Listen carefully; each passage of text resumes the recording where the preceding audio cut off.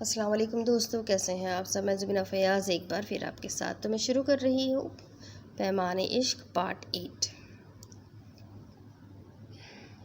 اس نے گلاس اٹھا کر ناک کے قریب کی جس سے عجیب سی اسمیل آئی تھی اسے۔ میری بیوی کو کس نے دی اتنی خطرناک شراب؟ کوئی تو ہے جو پیمان کے پیچھے ہے، لیکن لگتا ہے وہ خزان میر سے انجان ہے، ورنہ ایسی حرکت نہ کرتا۔ پہلے زہر اور اب یہ خطرناک الکحل۔ وہ سرد لہجے میں کہتا ہوا باہر کی جانب آیا، جہاں وہ اب شلوار گھٹنوں تک لے گئی تھی۔ وہ تو شکر تھا کہ کوئی پاس نہیں تھا۔ وہ جلدی سے اس کے پاس آیا اور ایک ہی جھٹکے میں اسے اپنی گود میں اٹھا چکا تھا۔ ہائے اللہ، کیا آپ مجھے ایسے پار کروائیں گی یہ نہر؟ پیمان نے حیرت سے پوچھا۔ وہ جواباً اسے دیکھتا خاموشی سے چلتا رہا۔ آپ کی ناک کچھ زیادہ ہی لمبی ہے، اتنی لمبی ناک بھی نہیں ہونی چاہیے انسان کی۔ وہ اس کی ناک کو 2 انگلیوں سے چھوتی ہوئی ناک سے کوڑ کر بولی، میری ناک بہت پیاری ہے، بابا کہتے تھے۔ پیمان کی ناک مجھ پر ہے، درمیانی۔ وہ اس کی ناک کو دائیں بائیں کرتی ہوئی بولی، پیمان آپ ناک اکھاڑ دو گی کھینچ کر۔ وہ دھیمے سے لہجے میں بولا، تو آپ پلاسٹک کی لگوا لینا، ہمارے پاس جو بازار ہے وہاں سے مل جاتی ہے، ڈونٹ وری۔ اس نے منہ بناتے ہوئے کہا۔ اس نے اسے گاڑی کے پاس کھڑا کیا، پھر گاڑی میں بٹھا کر خود ڈرائیونگ سیٹ پر آیا، لیکن تب تک وہ گاڑی سے باہر نکل چکی تھی۔ پیمان بھاگتی رکی، پھر اس کی طرف پلٹی۔ آپ ایک بار پھر سے میرا نام پکارے، اس نے اس کے قریب آتے ہوئے التجا کی۔ وہ مسکرایا، پھر آہستہ سے اسے اپنے انتہا سے زیادہ قریب کیا۔ پیمان نے اس کے چہرے سے نظریں ہٹائی۔ اس کے معاملے میں اس کا دل بے خود تھا۔ اس نے اپنی ناک کو اس کی ناک سے جوڑا۔ پیمان کا دل زوروں سے دھڑکا۔ پیمان، آپ مجھے بتائیں، آپ کو آج تک کوئی ایسا انسان ملا جو آپ کو پیارا، بہت پیارا لگا ہو؟ اس نے گمبھیر آواز میں پوچھا۔ ہاں لگا تھا، لیکن اس نے میری بہت انسلٹ کی، مجھے نکال دیا۔ وہ اس کے درد بھر آواز پر ٹھٹکا۔ وہ ایک پل کے لیے اس کے سرخ چہرے کو دیکھتا رہا، پھر دوسرے ہی پل اسے وہ خود میں زوروں سے بھیج چکا تھا۔ پیمان کی آنکھیں ہلکی ہلکی گلابی ہونے لگی تھی، وہ نیند میں جھولنے لگی تھی۔ وہ اسے باہوں میں اٹھاتا گاڑی میں بٹھا کر خود ڈرائیونگ سیٹ پر آ گیا۔ شرٹ کی بلیک آستین خون سے رنگنے لگی تھی، شاید زخم کے سٹیچز کھل گئے تھے۔ وہ تعصب سے اپنی شرٹ کو دیکھتا اس کی طرف متوجہ ہوا، جو آدھی کھلی آنکھوں سے اسے ہی دیکھ رہی تھی۔ پیمان میر، تمہارے ایک مجرم کو دردناک سزا نہ دی تو خزان عہد نام نہیں میرا۔ وہ لب بھیج کر غصے سے بڑبڑایا۔ پیمان نے آدھی بند آدھی کھلی آنکھوں سے اسے مسکرا کر دیکھا۔ وہ بھی مسکرایا تھا۔ یہ لڑکی اسے خود سے زیادہ عزیز ہونے لگی تھی۔ خزان عہد میر محبت اور عشق کے چکروں میں پڑ گیا تھا، جس سے وہ بھی انجان تھا۔ یشی نے اسے دیکھ کر ناک منہ بنایا، لیکن صبح پاپا کی وارننگ کہ آج کل میں لڑکے کو مجھ سے ملنے لے آؤ، تم نا اس بلو شرٹ میں بہت اچھے لگ رہے ہو، یشی نے اس کے قریب آتے ہوئے مسکرا کر کہا۔ مہیز نے داڑھی کھجاتے ہوئے اسے غور سے دیکھا۔ وہ اچھی خاصی شکل کی ایک پیاری سی لڑکی تھی، لیکن بس تھوڑی سی موٹی، زبان دراز اور چالاک تھی۔ مہیز نے ہونٹ بھیج کر اسے کچھ سوچا۔ ارے تم تو سوچ میں ہی پڑ گئے، میں نے تمہاری تعریف کی ہے، کوئی ادھار تھوڑے ہی نہ مانگا ہے، یشی نے مصنوعی تعصب سے کہا۔ وہ آنکھیں سکیڑے اسے دیکھتا رہا، پھر واپس پلٹ گیا۔ ہے یہ بھی کوئی عجیب ہی مخلوق ہے، یشمینا غصے سے بولی۔ مہیز نے جاتے جاتے پلٹ کر اسے دیکھا جو اسے ہی دیکھ رہی تھی۔ یشی نے اس کے دیکھنے پر سارے دانتوں کی نمائش کر دی تھی، جس پر مہیز مسکرا کر پلٹ گیا۔ خزان عہد اسے گھر چھوڑ گیا تھا۔ وہ صبح اٹھی تو اس کا سر بہت بھاری تھا۔ یہ سر میں اتنی پین کیوں ہے؟ وہ سر دباتی ہوئی بڑبڑائی۔ وہ تیار ہو کر جیسے ہی نیچے آئی، ایک نئی مصیبت اس کی راہ دیکھ رہی تھی۔ آؤ، تمہارا ہی ویٹ کر رہے تھے، سائن کر دو پیپرز پر۔ خاور ملک نے پیپرز اس کے آگے کرتے ہوئے کہا۔ اس نے بے دھیانی میں انہیں دیکھا۔ بھائی یہ کیسے پیپرز ہیں؟ اس نے حیرت سے پوچھا۔ خلا کے پیپرز۔ خاور صاحب کی آواز اسے ساکت کر گئی۔ عدیلہ بیگم نے طنزیہ نظروں سے اسے دیکھا۔ سائن کر دو ان پر، سفیر صحت یاب ہو گیا ہے، نکاح تو تمہارا اسی سے ہوگا، ملک داؤد نے چائے کا کپ ٹیبل پر رکھتے ہوئے کہا۔ پیمان نے حیرت زدہ نظروں سے انہیں دیکھ کر پیپرز کو دیکھا۔ میں ان پر سائن نہیں کروں گی، اس نے قطعیت بھرے لہجے میں کہا۔ بے شرمی کی بھی کوئی حد ہوتی ہے، سائن کر دو ان پر۔ ارے بھائیوں کے لیے تو بہنوں کی جان بھی حاضر ہوتی ہے، اور ایک تم ہو جسے یار پیارا ہے بھائیوں سے زیادہ۔ عدیلہ بیگم کے زہریلے لہجے پر وہ بھونچکا رہ کر انہیں دیکھنے لگی۔ بھابھی، وہ حیرت سے صرف یہی کہہ سکتی تھی، سائن کرو ورنہ۔ ملک خاور نے غصے سے کہا۔ ورنہ کیا بھائی، ورنہ کیا؟ اس نے غصے سے پوچھا۔ ورنہ جان سے مار دیں گے ہمارے لیے ہماری عزت پہلے ہے، سمجھی تم؟ وہ مسکرائی۔ آپ لوگوں کے لیے ویسے بھی میں کہیں نہیں ہوں بھائی، آپ لوگوں کے سہارے میرے بابا مجھے چھوڑ کر گئے تھے، لیکن آپ لوگوں نے کیا کیا؟ اس نے آنسو بھری آنکھوں سے ان سے پوچھا۔ سائن تو تمہیں کرنے ہی پڑیں گے پیمان جی۔ اس آواز پر وہ چونک کر دروازے کی طرف مڑی جہاں سفیر کھڑا تھا، ساتھ اس کی ماں اور باپ بھی تھے۔ پیمان کو خطرے کی گھنٹی واضح محسوس ہوئی۔ وہ ہلکا ہلکا لنگڑا کر چلتا اس کے قریب آیا۔ سائن تو تمہیں کرنے ہی ہوں گے، تم میری منگیتر ہو، اور منگیتر کی بے وفائی پر اس کا قتل واجب ہوتا ہے منگیتر پر۔ وہ سرد لہجے میں بولا۔ منہ توڑ دوں گی تمہارا، سمجھے؟ تمہاری منگیتر بنتی ہے میری جوتی، وہ غصے سے بولی۔ باقی سب نے حیرت سے اسے دیکھا۔ ارے واؤ، بڑی ہمت آ گئی ہے تم میں، سفیر کی ماں غصے سے بولی۔ وہ غصے سے مڑنے لگی تھی جب سفیر کی ماں اور عدیلہ بیگم نے اسے پکڑا۔ آپ لوگ بیٹھک میں بیٹھے ہیں، ہم سائن کروا لیتے ہیں اس سے، عدیلہ بیگم نے مردوں سے ٹھنڈے لہجے میں کہا۔ وہ سب سر ہلاتے ہوئے بیٹھک کی جانب بڑھ گئے۔ چلو کرو سائن، سفیر کی ماں نے لب بھیج کر کہا۔ نہیں کروں گی، آپ ہوتی کون ہے سائن کروانے والی؟ پیمان نے تن کر ان کے سامنے آتے ہوئے کہا۔ میرے بیٹے کا دل تم پر آیا ہے، ہم اپنے بیٹے کی ہر خواہش پوری کرتے ہیں، سمجھی تم؟ مسز حماد نے غصے سے کہا۔ افسوس، یہ خواہش آپ کے بیٹے کی قبر تک نامکمل ہی جائے گی، اس نے طنزیہ مسکان سے کہا۔ ارے مرے میرے بیٹے کے دشمن، سائن کرو ورنہ ابھی تمہارا بازو توڑ کر ہاتھ میں دے دوں گی، مسز سفیر نے سرد لہجے میں کہا۔ میرے ہاتھ پیر سلامت ہے، میں بھی توڑ سکتی ہوں اپنی طرف بڑھنے والوں کے ہاتھوں کو، اس نے آنکھیں ان کی آنکھوں میں ڈالتے ہوئے سرد سے لہجے میں کہا۔ عدیلہ بیگم اور مسز حماد نے حیرت سے اسے دیکھا۔ میں بھی دیکھتی ہوں کیسے نہیں کرتی، مسز حماد نے اس کا بازو مروڑتے ہوئے غصے سے کہا۔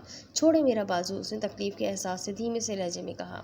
کر سائن، ان دونوں نے زبردستی اس کے ہاتھ میں پین دیتے ہوئے کہا۔ یہ کیا کر رہے ہیں آپ لوگ؟ منان کی غصے بھری آواز پر سب چونکے۔ پیمان اسے دیکھتی دوڑ کر منان کے پیچھے چھپ گئی۔ کیا جاہلوں کی طرح حرکتیں کرتے پھر رہے ہیں آپ لوگ؟ حد ہوتی ہے کسی بات کی، اس کے بے لچک لہجے پر سب اپنی جگہ پر حیرت زدہ ہو گئے۔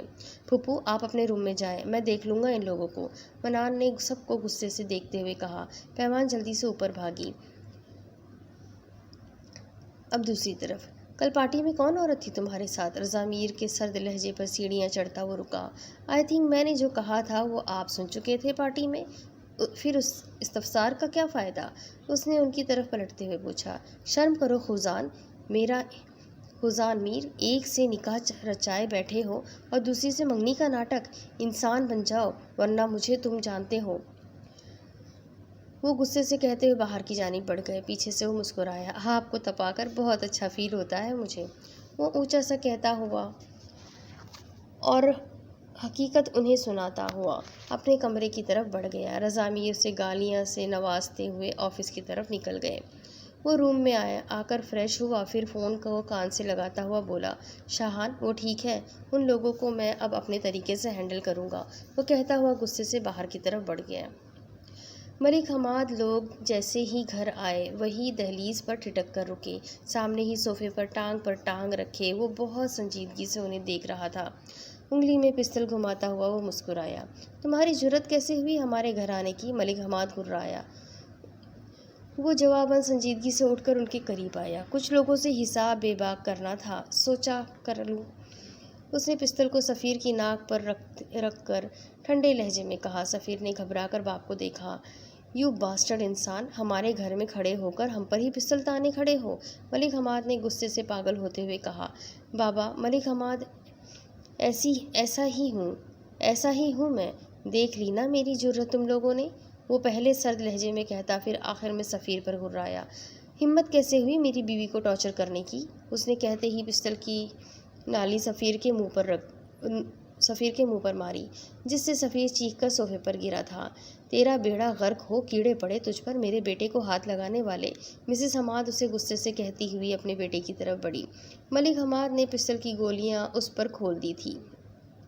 وہ سرد سے پیچھے ہوتا ان کے ہاتھ سے پستل چھین چکا تھا۔ ملک حماد حماد ابھی اس کھیل میں کچے ہیں آپ، اس نے کہتے ہی پسٹل کا رخ سفیر کی طرف کیا۔ جب شاہان بھاگتا ہوا اس کے قریب آیا، سر آپ کی نانو کی طبیعت بہت خراب ہے، وہ ہاسپٹل میں ایڈمٹ ہے۔ شاہان جو باہر حماد ملک کے آدمیوں کو کنٹرول کر رہا تھا، فون پر آتی کال سن کر بھاگ کر اس کے قریب آیا تھا۔ کیا؟ اس نے لب بھیجے۔ ابھی کے لیے تو جا رہا ہوں، لیکن بہت جلد حساب لینے واپس آؤں گا اور تمہارے اسی گھر میں آؤں گا ملک حماد صاحب، تب تک کے لیے گڈ بائے۔ وہ کہتا ہوا تیزی سے باہر کی طرف بڑھ گیا۔ ملک حماد منہ کیا دیکھ رہے ہیں آپ؟ یہ انسان آپ کے بیٹے کو مار ڈالے گا، تب آپ کو ہوش آئے گا۔ ویسے تو آئے دن قتل و غارت کرتے رہتے ہو، اب کیا ہوا ہے؟ ڈر گئے ہو اس سے؟ مسز حماد نے بیٹے کا بہتا خون صاف کر کے حماد سے غصے سے کہا۔ بس بہت ہوا، اب اور نہیں، ملک حماد کہتا ہوا باہر کی طرف بڑھا۔ ولی، ملک حماد بات کر رہا ہوں، تصویر بھیج رہا ہوں ایک آدمی کی، جتنی بری موت مار سکتے ہو مارو، پیسے منہ مانگے، اور یہ کام ابھی ہونا چاہیے، سمجھے تم؟ ابھی نکلا ہے وہ میرے گھر سے۔ ملک حماد نے کہتے ہی خزان میر کی تصویر اس آدمی کو بھیج دی جس نے آج تک ہاتھ میں آنے والا کوئی کیس خالی نہیں چھوڑا تھا۔ شاہان تم آفس جاؤ، میں نانو کو دیکھ کر پیمان کے پاس جاؤں گا، پھر آفس آؤں گا، تب تک تم آفس کا سارا کام دیکھ لینا۔ وہ اسے آرڈر دیتا ہوا ڈرائیونگ سیٹ پر بیٹھ گیا۔ بنا اسے کچھ کہنے کا موقع دیے زن سے گاڑی نکال لے گیا تھا وہ کان میں بلوٹوتھ فٹ کرتا ہوا کسی سے بات کرنے لگا تھا جب 3-4 گاڑیاں اس کے برابر آ گئی۔ خوزان نے چونک کر گاڑیوں کو دیکھا، اسے واضح کسی گڑبڑ کا احساس ہو گیا کہ یہ لوگ ضرور ملک داؤد اور ملک حماد کے ہوں گے۔ وہ آنکھیں سکیڑ کر انہیں دیکھتا ہوا گاڑی کی سپیڈ تیز کر گیا کہ ابھی وہ ان سے الجھنے کی پوزیشن میں نہیں تھا۔ اس کے پاس کوئی ہتھیار بھی نہیں تھا، نہ ہی ٹائم تھا۔ یلو گاڑی نے زور سے اس کی گاڑی کو سائیڈ سے ٹکر ماری تھی۔ خوزان نے مشکل سے گاڑی کو کنٹرول کیا، پھر ہونٹ بھینچتا ہوا ان کی گاڑی کو ٹکر مار گیا تھا۔ وہ کہ ادھار نہیں رکھتا تھا وہ کسی کی طرف۔ ان چاروں گاڑیوں نے باری باری لگاتار اس کی گاڑی کو ٹکریں مارنا شروع کر دی تھی۔ وہ بہت مشکل سے گاڑی کو کنٹرول میں رکھے ہوئے تھا اور اسے پستل سے نہیں ایکسیڈنٹ سے مارنا چاہتے تھے تاکہ کسی کو شک نہ ہو۔ خوزان کے بازو پر لگے ٹانکے کھل چکے تھے، خون تیزی سے اس کی وائٹ شرٹ کو داغدار کرنے لگا تھا۔ خوزان کی گاڑی کو یلو گاڑی نے اب کی دفعہ پیچھے سے شدید ٹکر ماری تھی۔ خوزان کا سر بہت زور سے شیشے پر لگا تھا۔ انہوں نے بنا اسے سنبھلنے کا موقع دیے اس کی گاڑی کو کھلونا بنا ڈالا تھا۔ اس کی گاڑی کو وہ کھائی میں ڈھکیل چکے تھے۔ گاڑی ہچکولے کھاتی ہوئی کھائی میں گر رہی تھی۔ وہ سب مسکراتے ہوئے جلدی سے وہاں سے نکل گئے۔ وہ سفید خوبصورت تاروں سے بھرے کپڑے پہنے ہوئے تھی، لیکن وہ پھر چونکی۔ وہ کھلے آسمان کے نیچے تھی۔ خون کے سرخ قطرے اس کی سفید چادر پر گر رہے تھے۔ قطرے کہاں سے آ رہے تھے؟ وہ چاروں طرف دیکھ رہی تھی، لیکن قطرے شاید اوپر کہیں سے آ رہے تھے۔ اس کی وائٹ چادر سرخ ہو چکی تھی۔ سرخ خون کے قطرے اس کی چادر سے ہوتے ہوئے اس کے منہ پر بھی گر رہے تھے۔ وہ ایک دم سے نیند سے جاگی تھی، پسینہ صاف کرتی ہوئی سخت پریشان ہوئی تھی۔ یہ کیسا خواب تھا؟ وہ پانی کا گلاس منہ سے لگاتی ہوئی پریشانی سے بڑبڑائی۔ پیمان پھوپھو آپ ٹھیک ہے؟ حرم نے اندر آتے ہوئے پریشانی سے اسے دیکھ کر پوچھا۔ پھوپھو؟ حرم نے اسے چپ دیکھ کر پھر سے آواز لگائی۔ ہاں کیا ہوا؟ پیمان نے چونک کر پوچھا۔ آپ کے لیے کھانا لے آؤں؟ حرم نے اس کے بکھرے بال سمیٹتے ہوئے محبت سے پوچھا۔ حرم پتہ نہیں کیا بات ہے، میرا دل بہت گھبرا رہا ہے، عجیب سی فیلنگس ہو رہی ہے جیسے کوئی میرا اپنا بہت تکلیف میں ہے۔ وہ کہتے ہی رو دی۔ پھوپھو کیا ہو گیا ہے؟ سب ٹھیک ہے، ڈونٹ وری، حرم نے نرم لہجے میں اسے تسلی دی۔ میں سونا چاہتی ہوں حرم، اس نے لیٹتے ہوئے کہا۔ اوکے سو جائیے گا، میں دودھ بھیج دیتی ہوں، وہ پی کر سو جائیے گا، حرم کہتی ہوئی باہر چلی گئی۔ پیچھے وہ واپس اٹھ کر بیٹھی، بہت خوفزدہ سی تھی وہ۔ یا اللہ اب کیا ہونے والا ہے؟ وہ آنکھیں میچتے ہوئے کانپتے ہونٹوں سے بڑبڑائی۔ وہ گلابی سوٹ میں ملبوس تیزی سے ٹیسٹ لکھ رہی تھی، لیکن پتہ نہیں کیا بات تھی، محیض کی نظریں بار بار اس پر اٹھ رہی تھی۔ وہ ٹیسٹ فنش کرتی ہوئی ریلیکس ہوئی، پھر وہ بھی اس کی طرف متوجہ ہوئی جو اسے ہی دیکھ رہا تھا۔ اس کے دیکھنے پر بھی نظریں نہیں ہٹائی تھی اس نے۔ یشی نے آئی برو اٹھا کر اسے دیکھا، وہ جواباً نفی میں کندھے جھٹکتا ہوا مسکرایا۔ یشی نے ناک منہ چڑھایا۔ لو بھلا یہ تو واقعے میں ہی لٹو ہو گیا ہے مجھ حسین پر، وہ دل میں بڑبڑائی، پھر اسے دیکھا جو اسے ہی دیکھ رہا تھا۔ یشی نے شرمیلی سی مسکان اسے پاس کی۔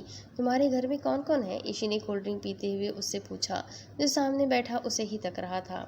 ہماری جوائنٹ فیملی ہے، میری مما فوت ہو چکی ہے، میری چاچی ہے، پھر رضا چاچو ہے، میرے ابو، میرے ہینڈسم برو اور میری کزن مریم۔ اس نے تفصیل سے تعارف کروایا۔ واؤ، ایشی نے مسکرا کر کہا۔ وہ جواباً مسکرایا۔ اور تمہاری فیملی میں؟ محیض نے اس سے پوچھا، جس نے پریشان سا منہ بنایا۔ میری فیملی میرے ابو ہی ہے اور ان کی وائف ہے بس، ایشی نے جوس کا گلاس فنش کرتے ہوئے درد بھرے لہجے میں کہا۔ محیض نے افسوس سے سر ہلایا۔ تم میرے ساتھ چلنا، میں تمہیں اپنے ابو سے ملواؤں گی، تمہیں بہت اچھا فیل ہوگا ان سے مل کر۔ وہ سیدھی اپنے مطلب پر آئی۔ کیوں نہیں، میں ضرور ان سے ملوں گا، محیض نے ہلکی سی مسکان سے کہا۔ وہ جواباً مسکرائی۔ تبھی اس کے فون کی بیل بجی تھی۔ 1 منٹ، گھر سے فون ہے، وہ کہتا ہوا فون کی طرف متوجہ ہوا۔ کیا؟ یہ کیا کہہ رہے ہیں آپ؟ میں ابھی پہنچتا ہوں، وہ کہتا ہوا بنا اسے دیکھے بھاگتا ہوا وہاں سے نکلا تھا۔ ارے اسے کیا ہوا، لنگور کی شکل والا، بھلا بتا تو دیتا، شوخانہ ہو تو۔ وہ غصے سے بڑبڑائی۔ ایسے کیسے ہو سکتا ہے انسپکٹر؟ ظہیر میر نے حیرت سے پوچھا۔ یہ سچ ہے، ان کی گاڑی بری طرح جل گئی ہے، بس یہ گھڑی اور یہ خون آلود بٹن ملا ہے۔ انسپکٹر نعیم نے انہیں اس کی چیزیں پکڑاتے ہوئے افسردہ سے لہجے میں کہا۔ یہ کیسے ہو سکتا ہے؟ آئلہ نیچے گرتے ہوئے بے یقینی سے بڑبڑائی۔ کچھ ہی لمحوں میں گھر میں ماتم سا سما تھا۔ پولیس کی کئی گاڑیاں حادثے والی جگہ پر تھیں، محیض بھی ساتھ تھا، رویا رویا سا۔ پولیس نے آس پاس کی سب جگہ چھان ماری تھی، لیکن باڈی ابھی تک نہیں ملی تھی۔ پولیس کا کہنا تھا شاید باڈی سڑ چکی ہے یا جل چکی ہے۔ گھر میں کوہرام سا مچا ہوا تھا۔ عائلہ بیگم کو غش پر غش آ رہے تھے۔ مریم بھی ساکت سی تھی۔ ایسا کب اس نے چاہا تھا؟ میڈیا والے بار بار اس کی موت کے حوالے سے ہیڈنگ دے رہے تھے۔ محیض باپ کے سینے سے لگا بچوں کی طرح رو رہا تھا۔ آمنہ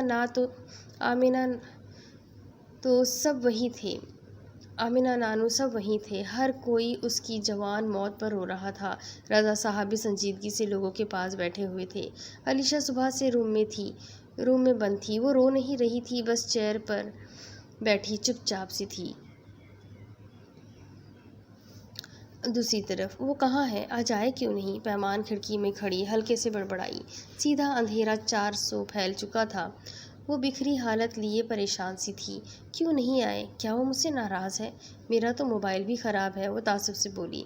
حرم کے فون سے کر لیتی ہوں فون، وہ کہتی ہوئی حرم کے کمرے میں آئی۔ اس کا فون بیڈ پر پڑا ہوا تھا، لیکن وہ شاید خود واش روم میں تھی۔ وہ موبائل پکڑتی ہوئی جلدی سے اس کا نمبر ملا چکی تھی۔ اس کا دل پریشان سا تھا، وہ کسی بہت اپنے سے بات کرنا چاہتی تھی۔ ٹو ٹو بیل جا رہی تھی، لیکن کوئی اٹھا نہیں رہا تھا۔ یہ کہاں بزی ہے آج؟ وہ پسینہ صاف کرتی بے چینی سے بڑبڑائی۔ وہ فون بیڈ پر پھینکتی وہ باہر آئی۔ باہر چاند کی ہلکی سی روشنی پھیلی ہوئی تھی۔ وہ جھولے پر بیٹھتی ناخن چبانے لگی تھی۔ وہ آدھا گھنٹہ بیٹھ کر اندر آئی، جہاں LD پر چلتی نیوز اسے فنا کر گئی تھی۔ مشہور بزنس مین خوزان احد میر آج صبح خطرناک ایکسیڈنٹ سے وفات پا گئے ہیں۔ پولیس ذرائع آنکھیں کی پتلیاں حرکت سے انکاری ہو گئی تھی۔ وہ دھڑام سے زمین بوس ہوئی تھی۔ سب پیچھے کی طرف پلٹے، جہاں وہ آنکھیں کھولے زمین بوس ہو چکی تھی۔ منان حرم بھاگتے ہوئے اس تک پہنچے۔ خاور اور داؤد بھی تیزی سے اس کے قریب آئے۔ منان اسے باہوں میں اٹھا کر اندر لے گیا تھا۔ حرم، ڈاکٹر کو فون کرو، منان نے اسے بیڈ پر لٹاتے ہوئے حرم کو جلدی سے کہا۔ وہ سر ہلاتی ہوئی بھاگ کر فون کرنے گئی۔ منان، یہ نیوز جھوٹی ہے، ان چینلز والوں کو کچھ نہ کچھ چاہیے ہوتا ہے اپنی نیوز کی ریٹنگ کے لیے۔ وہ ادھ کھلی آنکھوں سے بڑبڑا رہی تھی۔ منان نے پریشانی سے اسے دیکھا، اس کی جان تھی اس کی پھپھو میں۔ دوسری طرف شاہان نے لب بھیجے ہوئے ڈاکٹر کو دیکھا۔ عائلہ بیگم ہاسپٹل میں تھی، انہیں ہارٹ اٹیک ہوا تھا۔ اس وقت سب ہاسپٹل میں تھے۔ مریم کا تو رو رو کر برا حال تھا۔ آپ نے انہیں کوئی اسٹریس نہیں دینی، اس سے ان کی طبیعت اور بگڑ سکتی ہے، ڈاکٹر شاہان کو کہہ کر چلے گئے۔ شاہان گہری سانس خارج کرتا میڈیکل اسٹور سے دوائیاں لینے چلا گیا۔ وہ 2-3 دن سے ایسے ہی بیڈ پر تھی، نہ تو اسے کھانا نگلا جاتا تھا نہ اس سے چلا جاتا تھا۔ وہ بکھری حالت، سوجی آنکھوں سے کوئی اور ہی پیمان دکھتی تھی۔ ان 3 دن میں اس کے ہونٹ ایسے ہی آپس میں جڑے رہے تھے اور آنکھیں سپاٹ۔ منان اسے جو کھلاتا وہ کہہ کر دیتی، اس کے اندر کوئی چیز نہیں ٹھہر رہی تھی۔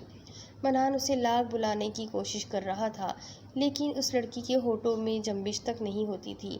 وہ بابا سے بھی ناراض تھی۔ 2 ماہ ہو چکے تھے۔ پیمان پورے 10 دن ہاسپٹل میں ایڈمٹ رہی تھی۔ کچھ نہ کھانے پینے کی وجہ سے وہ بہت کمزور ہو چکی تھی، لیکن اب وہ پہلے سے بہتر تھی۔ منان اور حرم سے بات بھی کر لیتی تھی، نہیں کرتی تھی تو بابا سے، پتہ نہیں کیوں وہ ان سے ناراض ہو گئی تھی۔ پیمان نے حرم کو دیکھا جو اس کی طرف ہی آ رہی تھی۔ پھپھو، یہ شاہان نے آپ کو دیا ہے، جب میں کالج جا رہی تھی وہ باہر ملا تھا، اس نے کہا یہ پیکٹ آپ کو دے دوں۔ حرم نے لفافہ اس کی گود میں رکھتے ہوئے نرم سے لہجے میں کہا، کیا ہے اس میں؟ پیمان نے بے تاثر لہجے میں پوچھا۔ آپ خود کھول کر دیکھ لینا، مجھے تھوڑا ہی نہ پتہ ہوگا، حرم کہتی ہوئی باہر چلی گئی۔ پیمان نے خاکی لفافے کو الٹ پلٹ کر دیکھا، پھر اسے کھولا۔ اندر ایک اور چھوٹا سا لفافہ تھا، وائٹ کلر کا۔ پیمان نے حیرت سے لفافے کو دیکھا جو کچھ بھاری سا تھا۔ اس نے حیرت سے سفید لفافے کو چاک کیا، وہ حیرت زدہ تھی۔ اندر وہی نیکلس اپنی پوری آب و تاب سے چمک رہا تھا۔ یہ نیکلس شاہان کے پاس کیسے آیا؟ پیمان ہار ہاتھوں میں لیتے ہوئے بڑبڑائی۔ وہ الجھی سی مرر کے سامنے آئی، نیکلس کو گردن پر رکھا، پیچھے سے ہک بند کر کے وہ غور سے ہار کو دیکھنے لگی۔ اسے ایسے لگا جیسے خزان کی خوشبو آ گئی ہو۔ وہ دھیمے سے پہلی بار ان 2 ماہ میں مسکرائی تھی۔ ایک دم مسکرانے سے ہونٹوں میں درد سا ہوا تھا کہ ہونٹوں پر پپڑی سی جم چکی تھی۔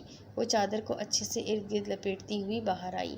باہر عدیلہ بیگم تخت پر بیٹھی سبزی کاٹ رہی تھی تو آنسہ بیگم ملازمہ کے سر پر کھڑی اسے صفائی کروا رہی تھی۔ کہاں جا رہی ہو؟ عدیلہ بیگم نے حیرت سے اس سے پوچھا، جو آج کتنے دنوں بعد کمرے سے باہر نکلی تھی۔ وہ ان کی آواز پر پلٹی، انہیں تیکھی نظروں سے دیکھتی ہوئی وہ باہر جانے کے لیے پلٹ گئی۔ عدیلہ بیگم نے حیرت سے اس لڑکی کی پشت کو دیکھا۔ آنسہ، تم نے نظریں دیکھی اس کی؟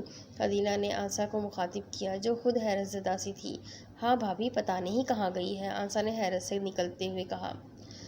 وہ چپل کو گھسیٹتی ہوئی سڑک پر لاپرواہی سے چل رہی تھی۔ قبرستان کے اندر آتی وہ دھیمے سے بزرگ جی کو سلام کرتی ہوئی بابا کی قبر پر آئی۔ ان کی قبر کے سراہنے بیٹھی وہ ان کی قبر کی مٹی کو دیکھنے لگی تھی۔ آنکھیں خشک تھیں، وہ ناک سکوڑے انہیں دیکھتی رہی۔ آپ نے تو کہا تھا پیمان میری گڑیا، ایک دن تمہارے لیے اللہ بہت خوبصورت شہزادہ بھیجے گا۔ 2 ماہ کی چپی ٹوٹی تھی۔ اللہ نے مجھے شہزادہ دیا، لیکن آپ کے بیٹوں نے چھین لیا اسے مجھ سے، وہ خشک گلے سے چلائی تھی۔ مجھے کس کے سہارے چھوڑ کر گئے تھے؟ اپنے ان ظالم بیٹوں کے سہارے، وہ غصے سے بولی۔ گھاس کاٹتا مالی بھی اس کی طرف متوجہ ہوا، بلکہ آس پاس جتنے بھی لوگ تھے وہ اس لڑکی کی طرف متوجہ ہو گئے تھے جو کالی چادر اوڑھے سپاٹ چہرے سے بول رہی تھی، آپ نے اپنی بیٹی کو دنیا کے سہارے چھوڑ دیا؟ مجھے وہ شخص چاہیے بابا۔ آپ کی بیٹی زندگی کے ہر موڑ پر صبر کرتی آئی ہے، لیکن میں اس شخص پر صبر نہیں کروں گی، مجھے وہ چاہیے، مجھے میرے جینے کی وجہ چاہیے بابا۔ وہ چلائی تھی بنا آنسو کے، لیکن آنسو تو کہیں اندر گر رہے تھے۔ آپ کی پیمان کو وہ شہزادوں سی آن بان والا شخص چاہیے، وہ ضدی لہجے میں بولی۔ بیٹا، کیوں اپنے بابا کو تکلیف دیتی ہو؟ انہوں نے اس کے سر پر ہاتھ رکھ کر دھیمے سے کہا۔ تو میں کہاں جاؤں؟ بابا جی، میرے تو یہی سب کچھ ہے نا، تو میں انہی کو اپنی تکلیفیں سناؤں گی نا، وہ بھرائے ہوئے لہجے میں بولی۔ بیٹا، خدا جو کرتا ہے ہماری بہتری کے لیے کرتا ہے، بے شک وہ آپ کے لیے بھی بہتر کو چنے گا، بھروسہ رکھو اس ذات پر، وہ کسی کے ساتھ ناانصافی نہیں کرتی۔ بابا جی نے اسے بہت پیار سے سمجھایا، وہ چپ رہی۔ جاؤ بیٹا، گھر جاؤ، انہوں نے اسے ساکت بیٹھے دیکھ کر مخاطب کیا۔ وہ سر ہلاتی قدم گھسیٹتی ہوئی قبرستان سے نکل آئی۔ آس پاس درختوں کی لمبی قطار تھی، جھاڑیاں اس کے سر جتنی لمبی سڑک کے اطراف پر گری ہوئی تھی۔ وہ رکی، جھاڑیوں میں ہلکی سی ہلچل سی ہوئی تھی، وہ ایک دم سے پلٹی، پھر ڈر کر وہاں سے بھاگ نکلی۔ میر خاندان میں زندگی جیسے رک سی گئی تھی۔ آئلہ بیگم ہر وقت اپنے بیٹے کو یاد کرتی رہتی تھی۔ محیض بہت سنجیدہ سا ہو گیا تھا۔ رضا صاحب کو اب اس کی قدر محسوس ہوئی تھی۔ بزنس میں آئے دن نقصان پر نقصان ہو رہا تھا۔ شاہان سب کچھ ہینڈل کرنے میں لگا رہتا تھا۔ محیض کا خیال رکھنا، آئلہ بیگم کو ڈاکٹر کے پاس لے کر جانا، وہ بہت اچھے سے مینج کر رہا تھا۔ شاہان اور حرم کی کافی جان پہچان ہو چکی تھی۔ وہ پیمان کے بارے میں اس سے پوچھتا رہتا تھا۔ شاہان کو وہ گندمی رنگت والی خوبصورت لڑکی کافی بھا گئی تھی، جبکہ حرم کو بھی اس کا کیئرنگ انداز بہت پسند تھا۔ بابا یہ محیز ہے جس کا میں نے آپ سے کہا تھا، عیشی آج اسے گھر لے کر آئی تھی۔ السلام علیکم انکل، محیز نے مسکرا کر ان سے کہا۔ وعلیکم السلام بیٹا، آؤ بیٹھو، اسد صاحب نے خوش اخلاقی سے اسے بیٹھنے کا کہا، جبکہ عیشی اپنے پاپا کے پاس بیٹھی تھی۔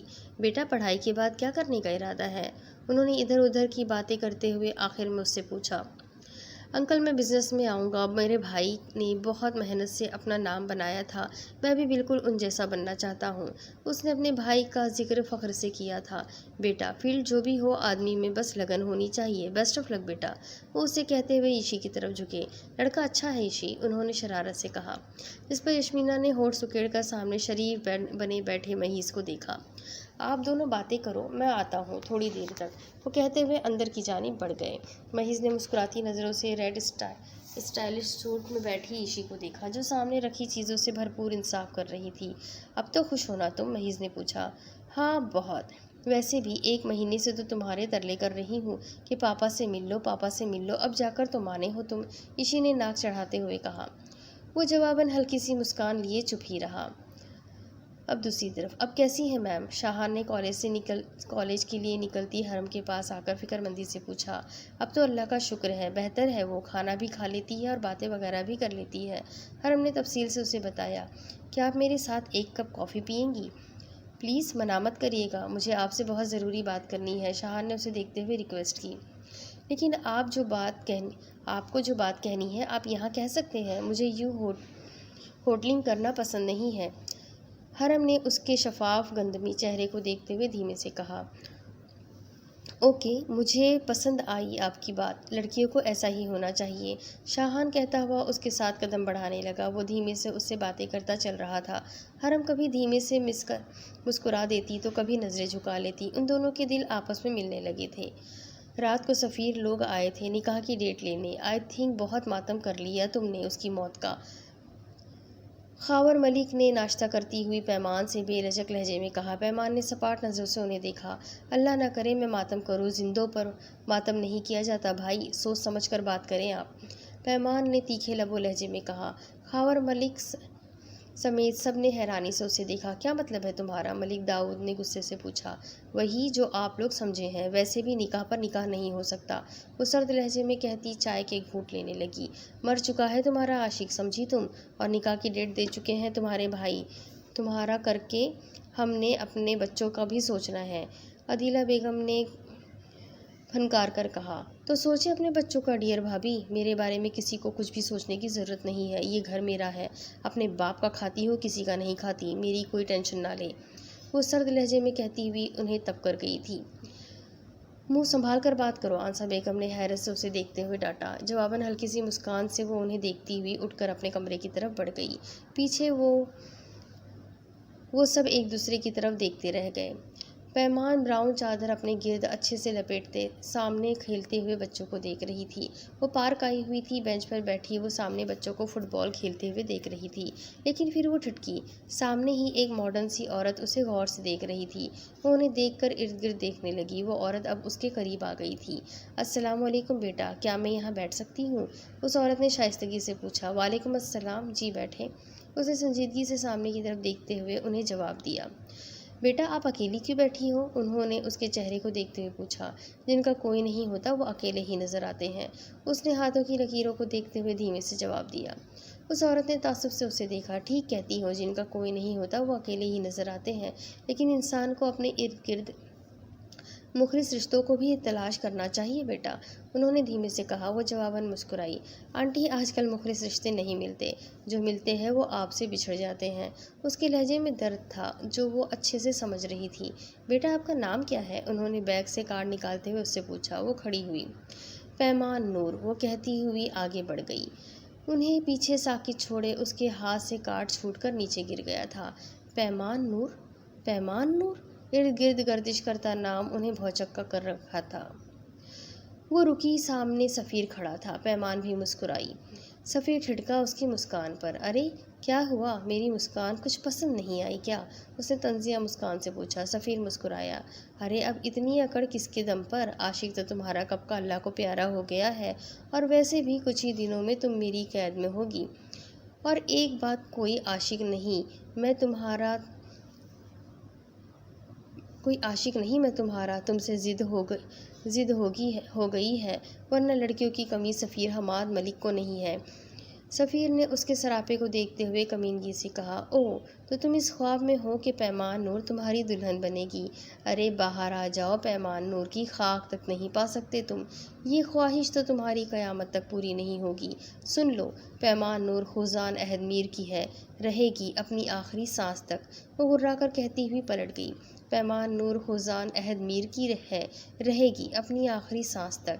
किसी के कानों में ये जुमले रस घोल गए थे।